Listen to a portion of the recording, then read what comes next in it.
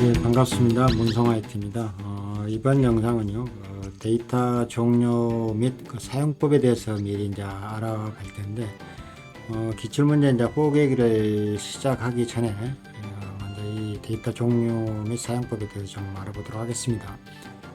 그 XG5000이라는 개발 도구를 통해서 PLC를 구현을 한다면 그 명령어 다음으로 우리가 가장 많이 접하고 사용하는 것이 그 여러 가지 그 데이터 종류하고 관련된 이야기입니다. 우리가 그걸 XG5000에서는 그 디바이스 명이라고도 불렀고, XG5000이라는 것을 만든 회사가 주로 이제 하드웨어를 만드는 회사다 보니까, 그 소프트웨어 중심의 사고가 아닌 하드웨어 중심의 사고를 하기 때문에 이제 데이터 종류를 분류하는데 디지털 공학에서 말하는 데이터 종류를 쓰지 않고, 그러니까 물리적인 입출력 디바이스 명하고 혼재해서 사용하는 그런 그 부분이 있습니다. 그래서 매뉴얼을 보거나 개발 환경에 있던 그 XG5000의 매뉴얼을 보거나 상당 부분 혼란스럽습니다. 그래서 이론 과정을 준비하면서 여러분들이 공부했던 그 디지털 공학이라는 부분이 있었죠. 그 부분에서 이제 일부 시험 문제가 한두 문제씩 나오기도 했지만은, 거기서 우리가 그 충분히 공부를 했던 부분의 지식을 잠시 다시 기억을 해낼 필요가 있습니다.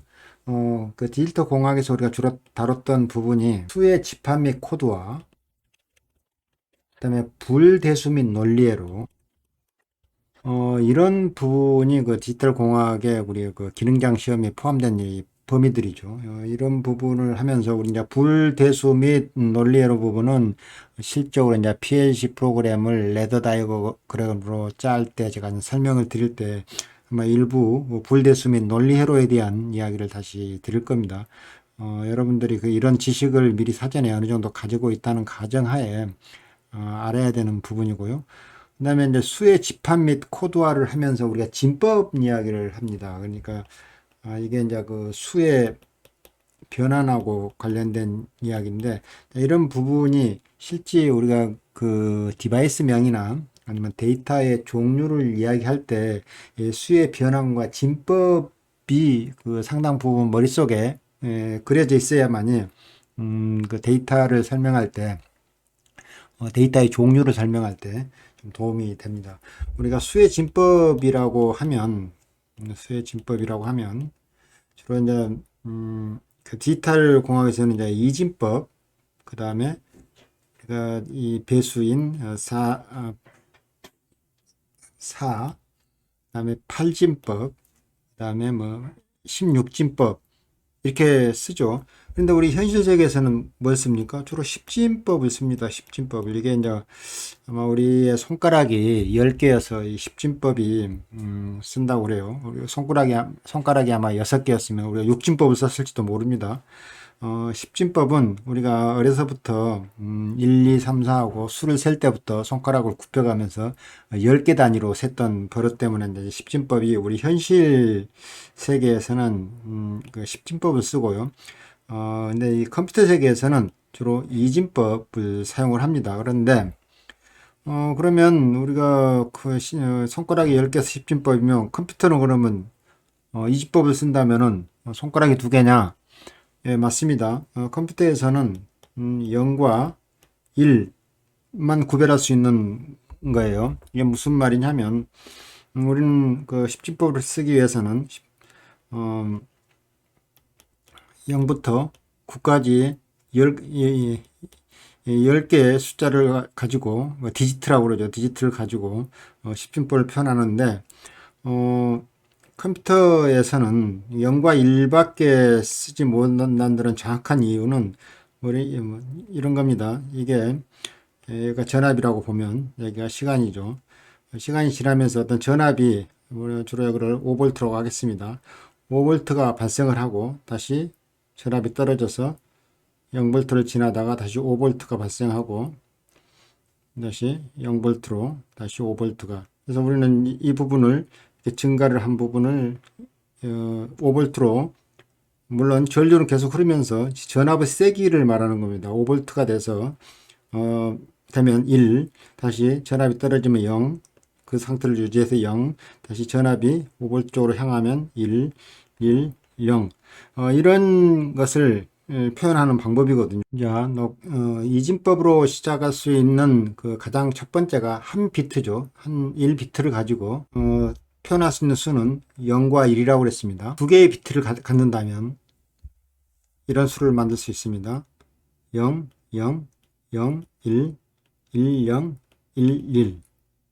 우리가 수로 표현하면 0과 1, 2, 3의 수를 만들어낼 수가 있죠. 그러니까 비트를 4비트를 갖는다면 여기까지 4비트가 됩니다. 4비트를 갖게 된다면 표현할 수 있는 수가 이런 식으로 쭉 나열해서 이런 가장 큰 수를 만들어낼 수가 있고, 얘를 우리가 보면은 16이라는 수를 만들어낼 수가 있습니다. 4개 비트를 가득 채웠을 때 16인데, 자, 우리가 이제 여기서 이제 우리가 이 4개의 비트를 니블이라고 합니다. 니블. 4개의 비트 단위로 표현할 수 있는 가장 큰 수가,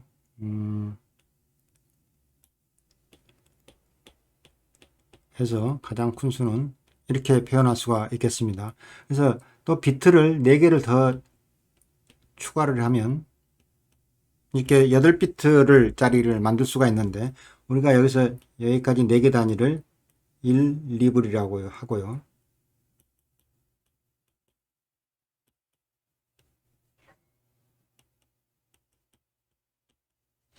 자, 8개를 바이트라고 합니다. 그러니까 2개의 니블은 8비트이고요.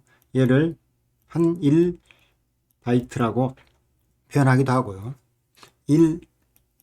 1바이트는 8비트를 가지고 있고 2개의 니블을 가지고 있다.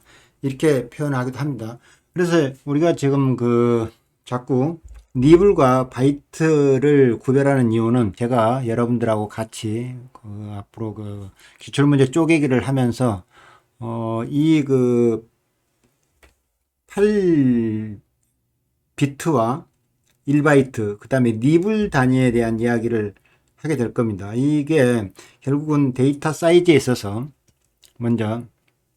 가장 먼저 봐야 될 게 이 XG5000에서 보는 그 데이터의 종류 및 그 사용이 디지털 공학적 입장에서 보면은 어떤 종류를 가지고 있느냐는 겁니다. 이 데이터는 실제 이제 소프트웨어적 공학으로 얘를 쳐다보면 이렇게 분류해 볼 수가 있는데요.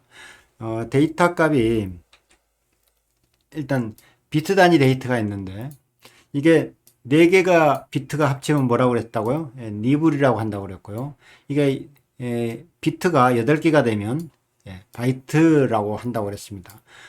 그 다음에 우리가 이제 정수형 데이터를 표현할 때 워드 데이터가 있는데 워드는 2바이트를 바이트라고 했습니다. 2바이트가 합쳐지는 값을 워드라고 하고요. 더블워드는 워드가 2개, 그러니까 4바이트를 가지는 길이를 더블워드라고 합니다. 물론 그 다음에 실수 데이터를 나타내는 방법에 있어 데이터 사이즈는 좀 더 크고요.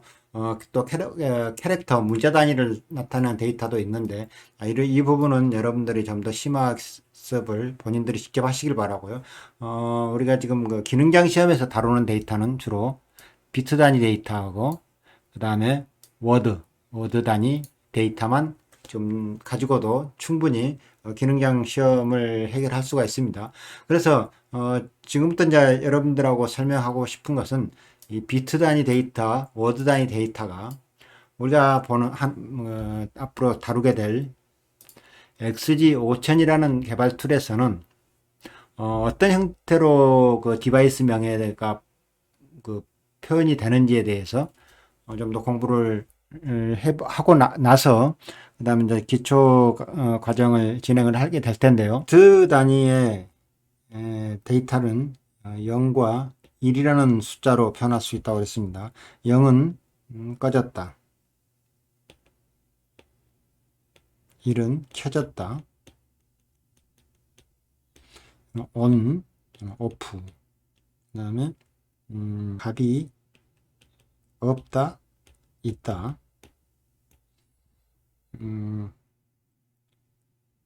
열렸다, 닫혔다. 우리가 이걸 PLC 기초를 제가 설명드리면서 이런 데이터를 뭐라고 그랬죠? 이걸 이산 데이터라고 그랬습니다. 이산 데이터. 그러니까 어떤 수를 홀짝 아니면 0과 1 이렇게 양쪽으로 이분법적으로 나눌 수 있는 데이터가 이산 데이터가 있고, 우리가 흔히 말하는 온도, 그 다음에 압력, 그 다음에 유량 이런 부분의 데이터는 우리가 그걸 아날로그 데이터라고 했습니다. 그 아날로그 데이터는 우리가 실은 현실 세계에서는 가장 많이 다루는 데이터이지만은 기능장 시험에서는 이 아날로그 데이터를 입출력 디바이스로 출제를 지금 거의 하지 않았고, 앞으로도 제가 보기에는 이 아날로그 데이터를 핸들링하는 문제는 안 나올 것 같고요. 주로 이산 데이터를 핸들링 하게 될 텐데, 그 이야기는 결국은 비트 단위의 데이터 0과 1을 가지고 온 1비트 단위의 데이터를 주로 취급하게 될 거라는 겁니다. 그런데 최근 경향이 어떤 게 나왔죠?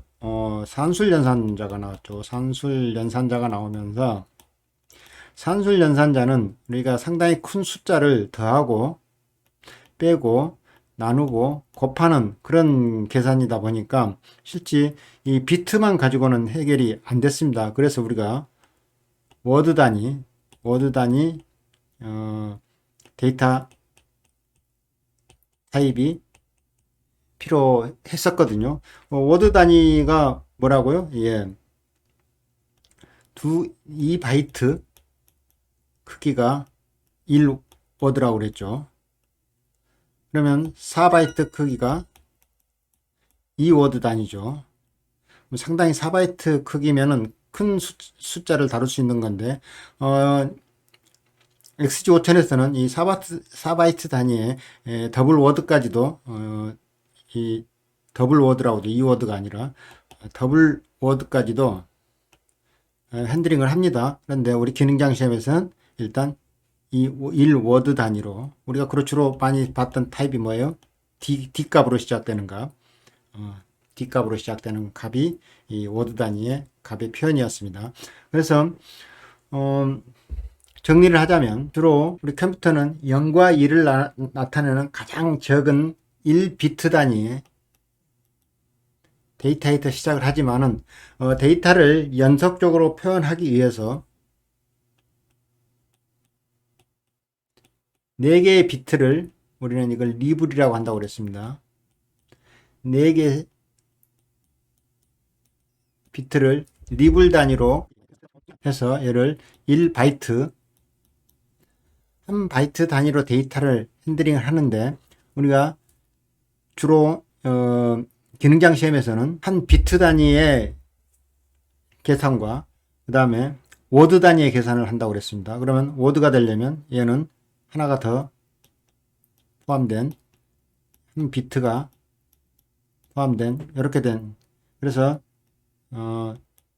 2바이트를 워드 단위로 계산하는 이런 값을 가지는데, 이게 주로 우리가 D 타입의 디바이스였고요. 얘는 우리가 대표적인 게 P, 그 다음에 M, 내부 메모리 쓰는 M으로 시작되는 디바이스명을 이렇게 1비트 단위로 연산을 했었습니다. 이게 이제 기본이고요. 이 이야기를 가지고 실제 우리가 XG5000에서 지금 이렇게 보면은 XG5000에서 쓰고 있는 이 M, 여기 보면은 000 숫자가 몇 개 나열되어 있죠? 예, 5개 나열되어 있습니다. 5개 나열되어 있는 이 숫자와 물론 D 여기에도 5개가 보이고요. 근데 여기는 보면 이렇게 보려면 비트 단위이고, 길이는 크기는 1이라고 되어 있고요. 여기는 인트 단위, 인트 단위는 여기서 지금 8비트, 1바이트를 말하고요. 1바이트 2개니까 그냥 워드 단위를 말하는 것 같고요. 자, 그런데 재밌는 것은 여기에 무브에서 잘 보세요. 같은 P 값인데 출력의 P값을 P040에 5자리로 표현할 수도 있지만은 출력의 P값이나 이 비교문에서 이 4자리로 표현될 수 있는 부분이 이렇게 보입니다. 이게 5자리가 아니에요. 뒤에 P로 시작되는 디바이스의 주소가 4자리. 이런 차이가 실제 이 문장에서는 어떻게 동작을 하고 있는지. 자, 여기 보세요. T 같은 이런 타이머나 그 다음에 C로 시작되는 카운터 값도 여기에 4자리로 시작을 합니다. 4자리. 실제 여기서 봤던 이 T 값은 워드 단위로 보이고요.